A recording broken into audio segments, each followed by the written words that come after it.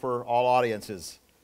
I try to be inclusive of all levels of consciousness. I'll be honest, my goal as a preacher is not necessarily to make you feel comfortable in church. I always feel comfortable in church. No. My goal is for you to encounter the gospel. And yes, certainly the gospel is comforting, no doubt. But it is also challenging and at times actually leads us to decisions in faith that can be quite frightening.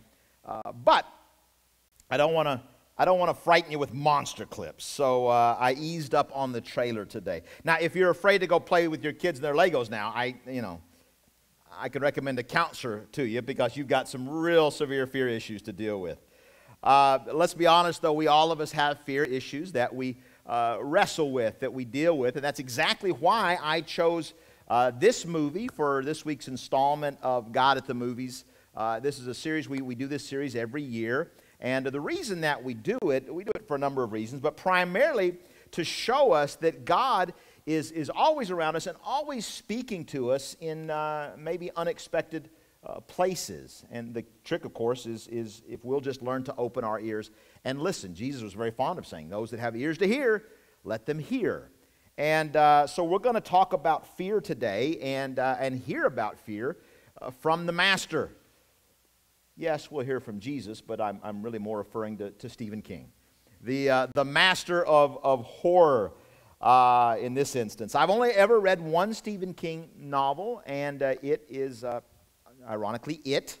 I read that back in college after watching the mini-series. Anybody watch that in 1990 of the story? I remember my roommate and I in Jester dorm, huddled around the little TV, watching it. I was very glad to have a roommate at that point, because it absolutely scared the fire out of me. But I was fascinated by the concept all the same. And so when this latest incarnation of It came out last year, I had to go see it, even though I don't typically see a lot of horror films. And I immediately saw the sermon implications in it. And yet, I'll be honest, this was the last film to make the cut for God at the Movies this year. Again, I knew I could preach it. I was just concerned about, inflicting that upon you on a Friday night viewing, and how would I do the clips on Sunday morning and that kind of thing. But I finally decided to use it. And the thing that really pushed me over, 15 years ago, we started this church, and one of our big,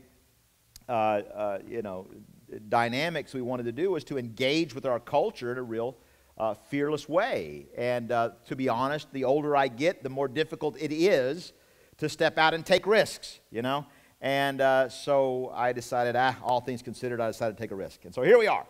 And I'm glad that we did. Now, I'll be honest, on Monday, I was second-guessing myself a little bit, because I hadn't seen this movie since I saw it in theaters, and I began to think, oh my goodness, what if I watch it and think, what have I done?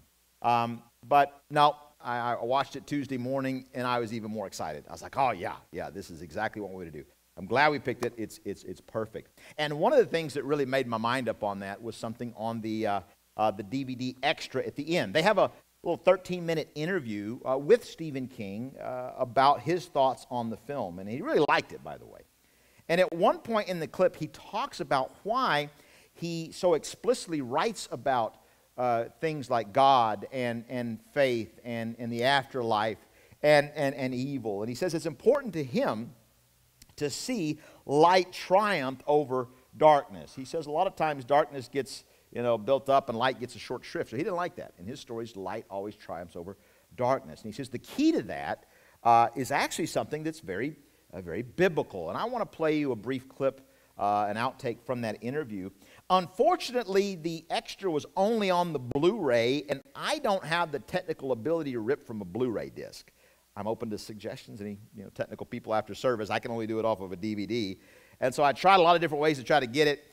And so what I wound up doing was playing it and taking a video with my phone. So the quality is really low rent, I know, but ignore the quality, but listen to Stephen King's words. That's what I want you to get across in this clip. I've written books that deal directly with the idea that faith makes it possible to battle monsters. A lot of times in my stories, the monsters are supernatural, or they're make-believe and fantasy creations, but we all have our monsters all the time. In that sense, it is an allegory for these children who are on the verge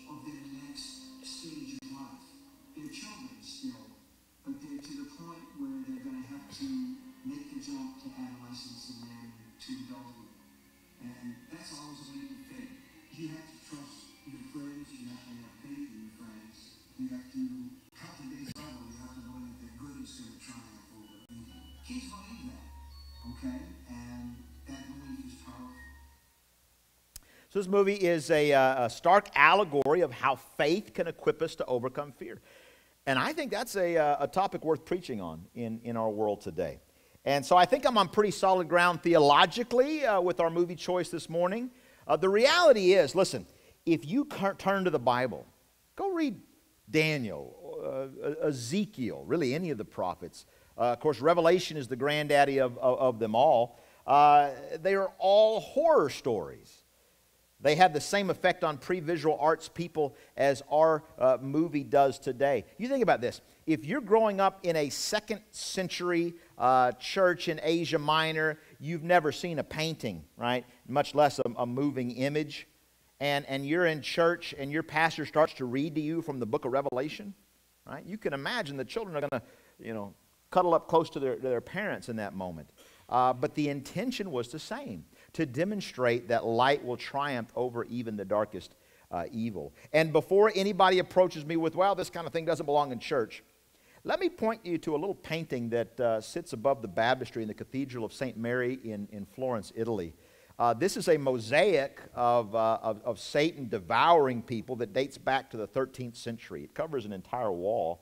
The medieval poet Dante was baptized under this image. You think that might have influenced maybe his famous work? In fact, I would argue that Dante's Inferno was the Stephen King novel of the Middle Ages. But let's get into our Stephen King story. I want to introduce you to our monster this morning. The movie begins with teenage Billy making a paper boat for his little brother Georgie.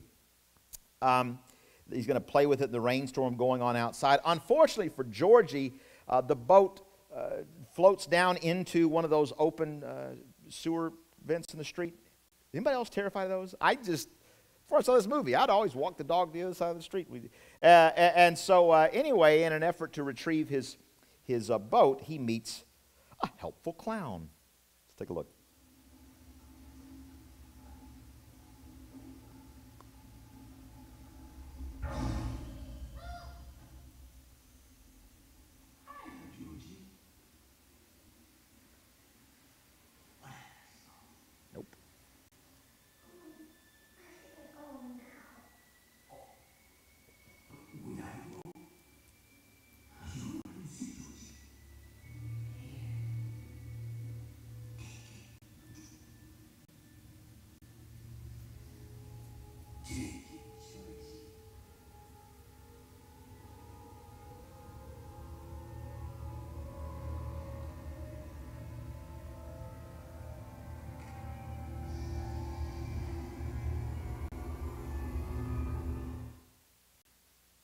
We stopped it there for the sake of the squeamish. The rest of that scene is a little disarming. So what I mean to say is he bites off the boy's arm and drags his bleeding carcass down into the sewers. There's actually a fairly good bit of gnawing on body parts in this movie. Pennywise the dancing clown has some nasty sharp teeth and he's always putting them to frequent use. But again, let's be fair. The Bible does the same thing. Look at how the Apostle Peter chooses to describe the monster in his story. Be alert and of sober mind. Your enemy, the devil, prowls around like a roaring lion looking for someone to devour, right? An allegorical monster that devours people. So don't get too worked up by the movie, okay? It's been done before. Here's another fitting example. Revelation chapter 17, verse 16 says, the beast and the 10 horns you saw will hate the prostitute. They will bring her to ruin and leave her naked. They will eat her flesh and burn her with fire. And not even the most fundamentalist believes that, literal monsters are going to come up from the sea and eat naked prostitutes. It's imagery, see? It's allegory. And it would have been horrifying imagery to people in the first century. Again, John would have been there, Stephen King. And just like in the Bible, the monster of it has a primary weapon, but it's actually not teeth. It's fear. It feasts on the fears of children. It can smell fear on you like a dog smells steak. It's just right there. And in the town of Derry, Maine, Pennywise the clown has found a Golden Corral level all-you-can-eat buffet of fear. He's really the personification of fear, and we see his effects all over town. We see posters up, missing children. Poor Georgie's not alone. But while the adults of the town turn a blind eye to what's really going on, and Stephen King makes it clear that because adults don't have faith, it's only children that have faith. There's a group of outsider kids, a self-named losers club, and they begin to investigate. And as they do, they begin to have visions, very realistic visions of whatever it is that frightens them the most. They all see fear, but they see it differently. So if you're a Jewish boy trying to live up to your father's expectations, for the perfect bar mitzvah, what you see are, the twisted forms of your ancestors and paintings coming out trying to eat you. If your parents died in a house fire, you get flames.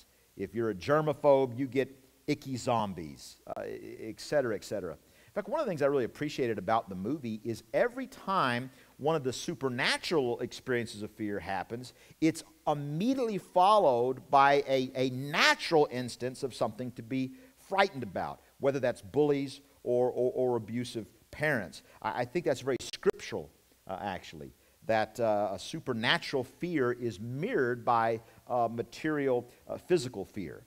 So the kids eventually begin to share their stories of what's going on and realize they're not going crazy. It's happening to all of them. Take a look at it here, this clip. My grandfather thinks this town is cursed. He says that all bad things that happen in this town are because of one thing. And they go from there. Because lots of people are there. But it can't be one thing. It's not coming out of here. They all saw something different. Or maybe they don't just sense most, and that's what we see. I saw a leper. It was like a walking infection. But you didn't. Because it isn't real. None of this is. Not Eddie's leper. Or Bill seeing Georgie. Or the woman I keep seeing. She hot? No, she's not hot. Her face is all messed up. None of this makes any sense. They're all like bad dreams. I don't think so. I know the difference between a bad dream and real life. Not first. Not that right. Irish. Who do you think?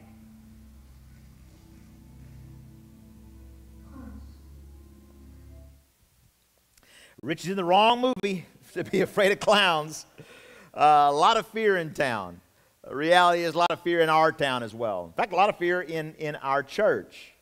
I meet with fearful people all the time, which does not surprise me because, again, fear is the chief weapon of the enemy. He uses it against God's children. Look what the writer of Hebrews says. He's talking about this battle between light and darkness. And he says, since the children have flesh and blood, he too shared in their humanity. He's talking about Jesus. So that by his death he might break the power of him who holds the power of death, that is the devil, and free those who all their lives were held in slavery by their fear of death. So he says Jesus came to free us from fear, the fear of death. The roaring lion is devouring people through fear, but we can't let it. See, like the children of Derry, we got to get together and decide to fight back. I said it's not surprising to me that people in the church would wrestle with fear. Of course not. That's the enemy's tactic. It's a human condition. But what does surprise me, and actually concerns me a lot, is the number of Christians that I meet that aren't bothered really by their fear. They maybe realize that, oh, it's not the greatest thing, but they just don't think it's that big a deal. I oftentimes will have people push back on something I say in a sermon, and their only argument they've got for it is based in fear. So yeah, I mean, okay, yeah, Jesus may say that, but if I do what Jesus says there, I'm afraid that this is going to happen. See, I hear that kind of thing all the time. And I don't mind it if it's an honest confession of a struggle with faith.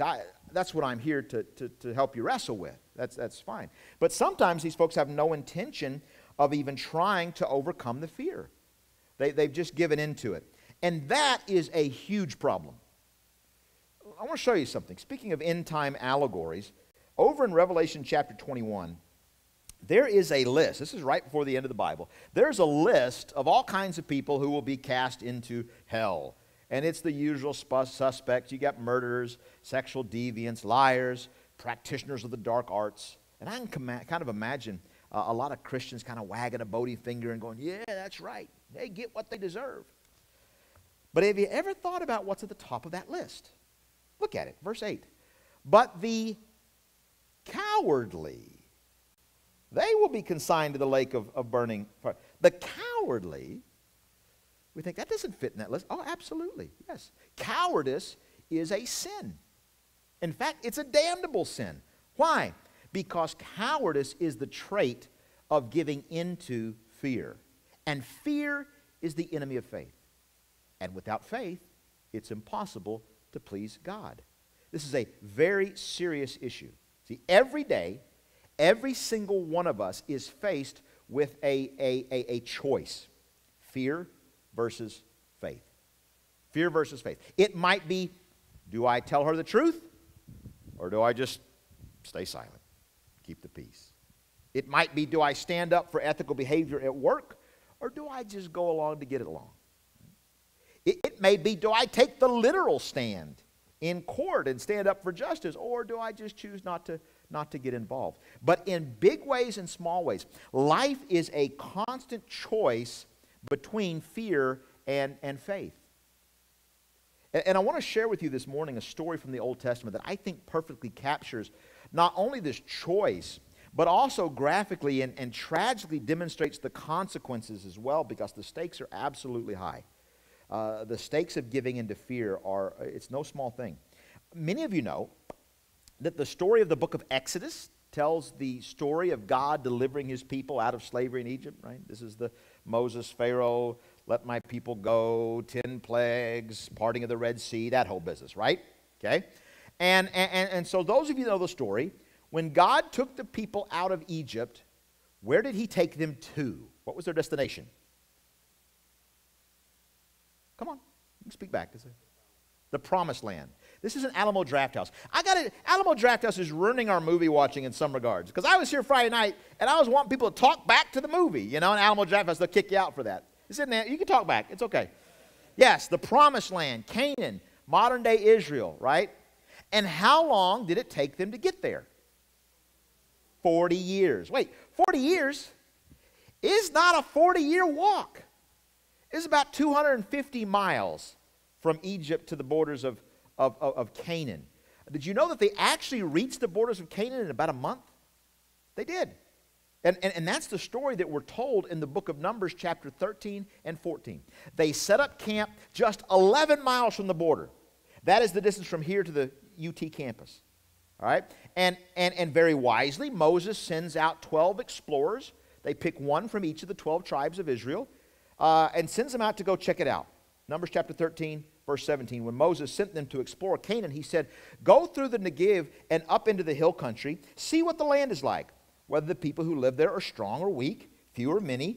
What kind of land do they live in? Is it good or bad? What kind of towns do they live in? Are they walled or fortified? Or unwalled or fortified? It's a good idea, right? You go scout it out before we lead the whole, 4 million strong people into there. And that's what they do. And so they come back with their report. In fact, they bring some show and tell. They bring grapes, and the grapes are so large it takes 2 men to carry a single cluster of grapes, right? That is some organic produce there, that's going on. And so the report starts out positive enough, verse 27. They gave Moses this account. We went into the land to which you sent us, and it does flow with milk and honey. Here is its fruit. But, there's always a but, isn't there? Verse 28, but the people who live there are powerful, and the cities are fortified and very large. We even saw descendants of Anak there.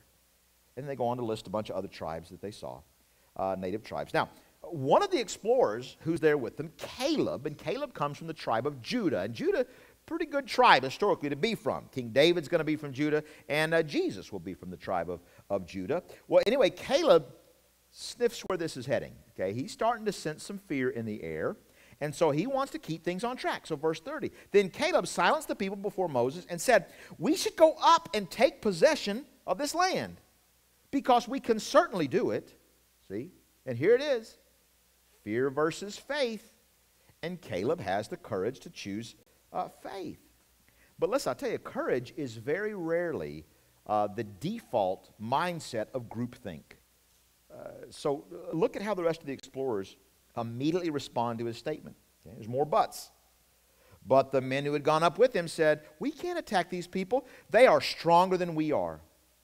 And they spread among the Israelites a bad report about the land they had explored. They said, "The land we explored devours those living in it." What a choice of words.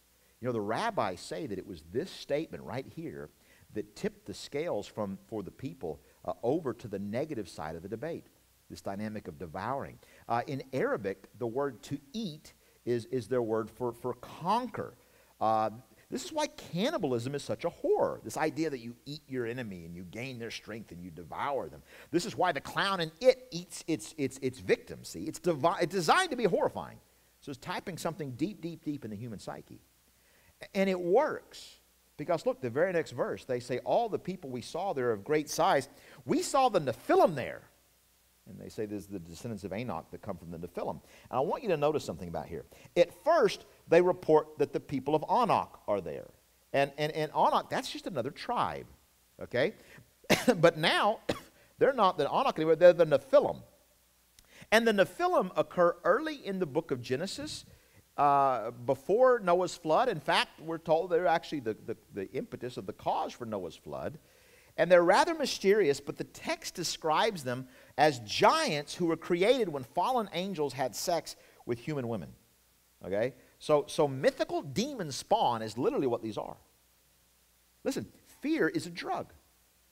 It's like alcohol. Listen, one beer is probably not going to hurt you, but you drink a whole case and it's going to affect your decision making. And so we all of us sip at fear every now and then, but these guys are absolutely drunk on fear. See, they've gone from describing realistic enemy forces, there's this human tribe called Anak, and we're going to have to deal with them, to now, though, they're just telling monster stories. See? Do you see how it escalates? It's not just that the land is tough, but it devours people. See? You could just see Pennywise the clown dancing over in the corner, gnawing on people's bones. They're losing their minds. They're just losing their stuff. They've given in to fear. And now the natural and the supernatural challenges are just spinning out of control. Fear distorts your perspective. Look at the last part of verse 33. We seem like grasshoppers in our own eyes, and we look the same to them. Can I tell you, the first part of that verse is absolutely true. That is how they saw themselves. But they had no way of knowing how the other people saw them, right? Absolutely no. That's just the projection of their own fear. It's like passing up the opportunity to go on a date. Because you say, well, I think I'm ugly, so of course he's going to think I'm ugly too. Fear distorts everything out of proportion. And as it does, fear spreads. Fear is like a virus. Without courage, it just jumps from one host to the next, to the next. So in the next chapter, we read this. That night, all the members of the community raised their voices and wept aloud. All the Israelites grumbled against Moses and Aaron, and the whole assembly said to them, "If only we had died in Egypt or in this wilderness, why is the Lord bringing us to this land only to let us fall by the sword? Our wives and children will be taken as plunder. Wouldn't it be better for us to go back to Egypt?" They have lost their ever-loving minds. Right? They're talking nonsense. Better off in Egypt? You were slaves in Egypt. They were treated horribly. They murdered your children for their own gain. And now you want to go back? See, fear starts with some logical thoughts. Hey, there's some big enemies over there. But immediately you have a choice to make, right? Immediately to decide, am I going to choose faith or am I going to choose fear? See? And if you choose fear, those internal thoughts, they become words. And words eventually become disproportionate monster stories. And then those stories become conversations. And when a group jumps in on it, before you know it, what started as just thoughts become actions with dire consequences. Verse 4, and they said to each other, we should choose a leader and go back to Egypt. See, now it's open rebellion against Moses. But of course, it wasn't really rebellion against Moses, was it? Caleb sees what's going on. And by the way, joined by one other explorer, Joshua gets in on this. So it's 2 against 10, all right? He pleads with them one more time to choose faith. Verse 7, they said, Joshua and Caleb, to the entire Israelite assembly, the land we passed through and explored is exceedingly good. If the Lord is pleased with us, he will lead us into that land, a land flowing with milk and honey, and will give it to us. Only do not rebel against the Lord, and do not be afraid of the people of the land, because we will devour them. Their protection is gone, but the Lord is with us. Do not be afraid of them. See, the main problem with fear, the reason that cowardice is a damnable sin, is that at its heart, it's actually rebellion against God. Did you catch what he said? Do not rebel against the Lord, and do not rebel, or do not be afraid of the people. He says to rebel against the Lord and to be scared of the people is the same thing. See, to be scared of the people when God says go do this is to rebel against him. It's not two different things. It's the same thing. Why? Because being afraid is a refusal to honor God and to really to see him as he is. He says in verse 23, God says, no one who has treated me with contempt will ever see it, meaning the promised land. You see, when you're afraid of something, what you're really saying is God is a small thing. At least he's smaller than this. The problem is bigger. And I don't think God can handle that. And that treats God with contempt. See, it's who's going to devour whom. Remember, to devour is an activity of Satan. And the people said, they're going to devour us. And Caleb says, no, God is with us. We're going to devour them. Now, you got to choose faith versus fear. God versus Satan. Light versus dark. Well, if you know the story, 2 tribes choose faith, but 10 tribes choose fear. And God says, okay, you've made your choice. And now your fear will become a self-fulfilling prophecy. I will supernaturally deliver that land into the hands of the tribes of Joshua and Canaan. And God did. Joshua will succeed Moses as the leader of the people and lead them into the promised land, and they will triumph. The walls will fall down. But not for 40 years. Not until all the adults of the other 10 tribes have died off. They do die in the wilderness. It's a tragedy. And I don't think God killed them. No, it was a self-fulfilling prophecy. They said, we will die in the wilderness, and so that's just what they did. Imagine this. Imagine a man has been married for a while, but he starts to realize that he and his wife, they just don't quite have the closeness, the intimate connection that they used to have. And so he could talk to her about that, make himself a little vulnerable about what he's feeling, but that requires courage. So instead he just stuffs it down, and eventually a voice starts to say, probably she just doesn't love you anymore. He lets that voice turtle around in there, and he doesn't talk about it, not to her. But then she starts talking to some of the guys about it after work and confiding in them. And then one of them says, I had a guy, buddy of mine one time, and his wife was having an affair on him. And the voice starts to say, you know what, I bet she's having an affair on you too. And, he begins to let this play around. More fear, see. And what started as just simple emotions now is turning into monster stories. And he could swallow his pride and come talk to his pastor about it. Maybe he could suggest that they, go see a counselor or start doing some tune-up on their relationship. But again, that takes courage, right? Fear versus faith. And it's easier just to withdraw, just to emotionally withdraw to, protect himself. Maybe even start to put a little money aside of his own, just in case. But then he finds a coworker who's, she's experiencing the same cycle from the other side. And in the spirit of do unto others before they do unto you, he's the one having an affair. And the marriage breaks up, and the kids are devastated, and the finances are a wreck. And he sits there in divorce court and says, God, why would you let this happen to me? Why would you do? God didn't do this to him. God didn't do it to him. God gave him a free will choice. He could choose fear or he could choose faith.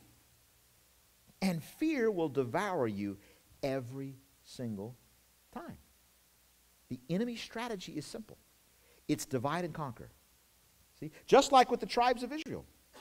Remember what Peter called the devil, right? He's a lion. How does a lion hunt?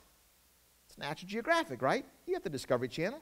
They separate the antelope from the herd. He's not going to attack the whole herd, right? Together, there's strength. He could get kicked. There's some danger there. No. Divide and conquer. And you know what? In our movie, the clown does the same thing. The kids are starting to figure him out. They actually confront him in this creepy haunted house. And they hurt him even before he beats a hasty retreat. But then, out of fear, they start bickering among themselves, fighting among themselves, until Beverly, and leave it to the girl to be the voice of reason. But Beverly, she's the voice of Caleb in this clip. Take a look. I want to record something. Because I want to record something. Not the way. I'm sorry, how am I longer than long figures? I'm just saying, let's face facts. Real world. Georgie is dead. Stop trying to get us killed too. Georgie's not dead. You couldn't save him. You can still save the truth. No. You take it back. You're scared. We all are, but take it back.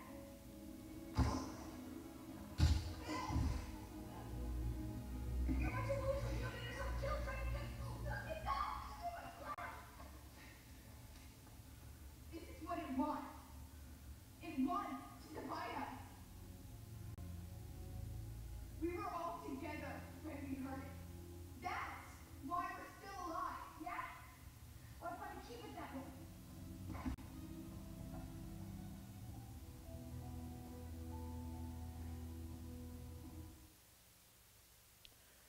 Like the Israelites, the tribe breaks up.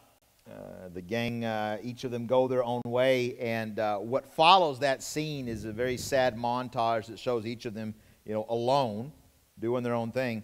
And the music that plays over it, it's brilliant. It's kind of too on the nose, but it's the 80s XTC hit, Dear God. Remember that song? Dear God, hope you had a letter in.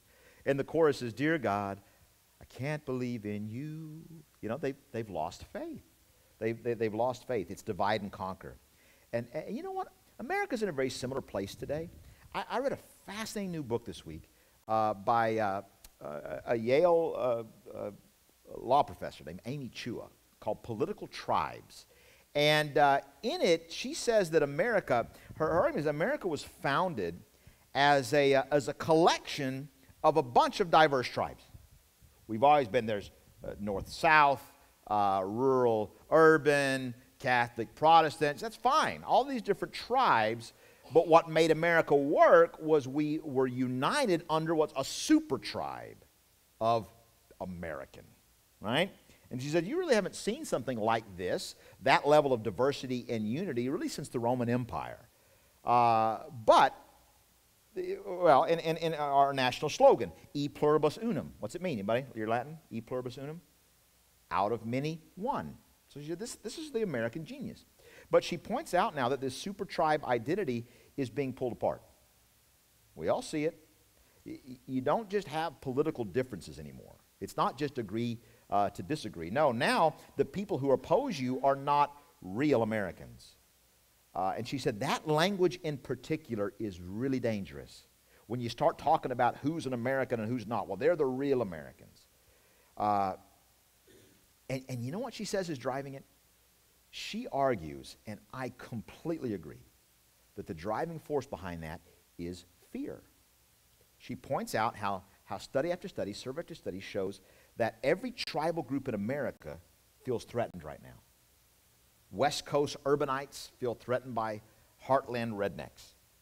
And middle American rural folk feel threatened by coastal snobby elites. But it is in every group.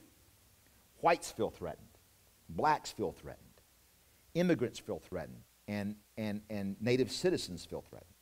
Christians feel threatened. And Muslims feel threatened. Women feel threatened. And men feel threatened. It's fear. Majority and minority groups are all afraid. And the reality is our political leaders and our news media are using that fear to divide us and manipulate us.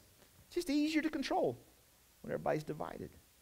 And you just get the feeling that somewhere there's a demonic clown in a sewer laughing his head off. So what do we do about it? And not just in America. I mean all of us. The human race, the losers club. What would have saved the Hebrews from those 40 years of wandering in the desert? How do we overcome fear? How do we make, as Stephen King so eloquently called for, the leap of faith? Well, let's finish up with the movie, because like in all great movies, the good guys triumph in the end.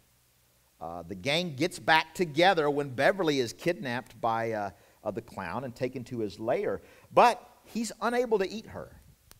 Because why? She's not afraid. She says, I'm not afraid of you. And he sniffs her. You will be.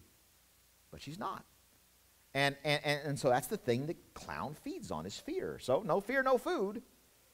And the boys begin to figure this out.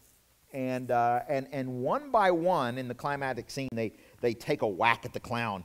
It's a fun scene, and I love to show it to you, but it's gory, and I promise no gory. So we won't show you that. But what happens is each one of them has to face, he turns to each one and shows them the very thing they're afraid of. And they have to stand up and fight him. And they do. They overcome it, and Pennywise grows weaker with every blow until finally the leader, Billy, finishes him off. And Billy has a stutter, which explains the clown's tactics in this last scene. It's only a little scary. That's why your team's so clever. Because she wasn't afraid. And we're not either. Not anymore. Now you're the one who's afraid. Because you're going to starve.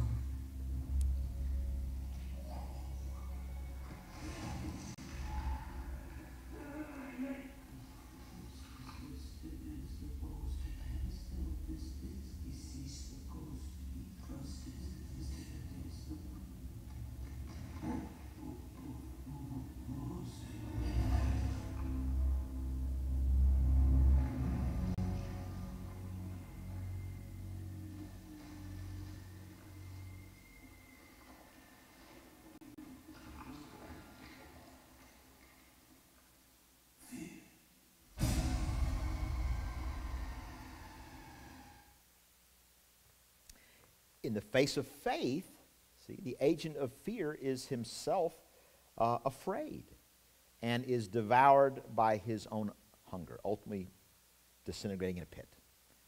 And do you know the prophet Isaiah says that just the same thing is going to happen one day to the ultimate agent of fear.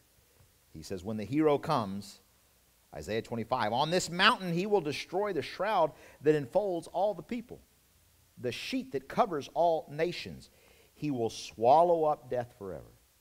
The sovereign Lord will wipe away the tears from all faces. He will remove his people's disgrace from all the earth. The Lord has spoken. Remember Caleb's words? They won't devour us. We'll devour them. See, Isaiah's words say that's what's going to happen. And when it does, in that day they will say, surely this is our God. We trusted in him and he saved us. This is the Lord. We trusted in him. Let us rejoice and be glad in his salvation. We've said all morning long that the answer to fear is faith, right? But faith in what? The salvation of God. The salvation of God. Not faith that there are no monsters. There's plenty of monsters. I don't mean clowns and sewers. But there's bullies. And there's murderers. And there's abusive parents. And there's all that stuff. It's real. No. We don't look at the fear, we look at the faith. There's a God who will save us. The salvation of God. You remember when those fearful Israelites, they looked back to Egypt, right? We never should have left. Well, they had the right idea, but the wrong application. They should have looked back. They should have looked back to Egypt. But the takeaway should have been, remember how God saved us? Hey, you remember all those supernatural miracles God did? You remember how the greatest army on earth couldn't touch us? Right? What are we going to be afraid of in Canaan? You know, I mean, Canaan was a lot of things, but it wasn't Egypt. See, they should have looked back in faith. And guess what? So should we. So should we. Looking back, not to the defeat of Egypt, but to the defeat of the biggest enemy of all. The Apostle Paul, writing about the death and resurrection of Jesus Christ, says this, 1 Corinthians 15, when the perishable has been clothed with the imperishable, and the mortal with immortality, talking about our bodies, our mortal body being clothed with immortality, then the saying that is written will come true. Death has been what? Swallowed up in victory. Where, O death, is your victory? Where, O death, is your sting? Did you catch that? Jesus has devoured death. He is the fulfillment of that Isaiah prophecy. He went to the cross and he faced down death. And the enemy flinched. And as a result, the devil is thrown into a pit to starve himself to death for all eternity. So Paul encourages us, those of us who believe that. Verse 58, therefore, my brothers and sisters, stand firm. Let nothing move you. Always give yourselves fully to the work of the Lord, because you know that your labor in the Lord is not in vain. See, it works the same way that it could have worked with the tribes of Israel. Whenever you are at an intersection of fear versus faith, just look back. Look back to the cross and say, look, if Jesus defeated death, which means that one day, you know, when this body goes into the ground, I'm not going to stay there. I'm going to be resurrected to live, with God for all of eternity. See, which means that death can no longer touch me. Then what do I have to be afraid of? See, the worst is off the table. If God delivered me from that, well, surely this thing will be no big deal by comparison. If I trust God with my eternal soul, surely I can trust God in going to work tomorrow, or having that conversation I don't really want to have, or facing down this financial problem I've got. See, but you got to think. You've got to think. Courage requires thinking. See, fear just requires reacting. Cockroaches just react. Skittish. You know, it takes courage to think. You got to think. But here's the other thing that it got right. The Bible says that over and over again. It's not enough to just believe by yourself. You need a tribe. You need a club. See, this is why it's so important to be in church. This is what we are. The enemy is still trying to divide and conquer. I see it all the time. I see it all the time. People drift from church. It's very easy to do. Very easy to do. Your kids get to be a certain age, like my kids, and they got a schedule that's busier than my schedule, and it's very easier to drift. Or work's just been out of control and you drift. Or whatever it is and you drift. But before you know it, you're out there on your own. You're that one antelope. And the trouble starts to come back in. Stay in the herd. And listen, I don't know what this looks like for you this morning. I don't know what you may be afraid of. I don't know what your fear versus faith challenge is that you're staring down. It's different for every one of us, just like for those kids. But I do know that this is the answer. I have taken that leap of faith. This is the answer. We got to think. We got to think about the cross. But we got to do it together. We got to do it in community. Let's look out for each other. Let's remind each other of the victory that Jesus has won. Let's stand firm. In a terrified world, let's choose fear over faith. Right? In a divided and isolated world, let's choose community. Let's choose togetherness. In a world of chicken littles running around telling us all the time the sky is falling, let's choose to be a Caleb and say, don't be afraid, because God is with us. Let me pray for you. Father God, a word of faith. We need for the gospel to become so real to us. It's very easy. All of us are going to face fear. That's just a given. But facing fear is not giving in to fear. Just like temptation is not sin. We will all of us be tempted in different ways. We got to learn to fight that off. We got to learn to do battle with it. We've got to learn to overcome it. And Father, you've given us a weapon. This is why we talked about a couple of summers ago, putting on the armor of faith. You say that the Word of God is a sword. It's both defensive and offensive. It helps us in the why, because we can go to it and we can find truth. Because, Father, fear always starts with a lie. It always starts with a lie that God is not enough. From the very beginning, the enemy, Satan, in the garden as a snake, what did he say? Did God really say? And it was a lie. That if we put our faith in you, we won't really be happy. That if we put our obedience in God, we won't really have everything that we need. And Father, that is a lie from the enemy that haunts us to this day. So would you open our eyes this morning and help us to see that every fear versus faith challenge we have is the same one Adam and Eve had.